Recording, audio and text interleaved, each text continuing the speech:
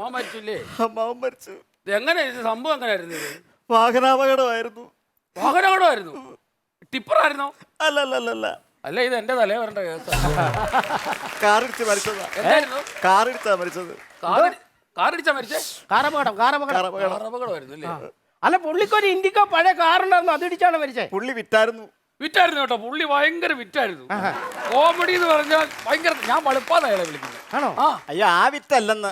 പുള്ളി ആ കാറ് വിറ്റായിരുന്നു പറഞ്ഞത്. ആ കാറ് സെയിൽ ചെയ്തായിരുന്നു. അതെ, അമ്മാവന് 30 ദിവസത്തിനുള്ളിൽ കാറിടിച്ച് മരിക്കുമെന്നൊരു ജോത്സ്യം പറഞ്ഞായിരുന്നു. എന്നാ പിന്നെ അത് അറിഞ്ഞിട്ടേ ഉള്ളു കാര്യം എന്ന് പറഞ്ഞോണ്ട് ഈ പുള്ളിയെ നേരെ വിളിച്ച് ഞാൻ എന്റെ ഫ്ലാറ്റിൽ കൊണ്ടുപോയി. ഫ്ലാറ്റ് താമസിക്കായിരുന്നു. അത് ബുദ്ധിയായി. 29 ദിവസം ഒരു കുഴപ്പമില്ലാതെ പുള്ളി അവിടെ ജീവിച്ചു. 30ാമത്തെ ദിവസം സൂക്ഷം ജോത്സ്യര് പറഞ്ഞതുപോലെ കാറിടിച്ച് മരിച്ചു.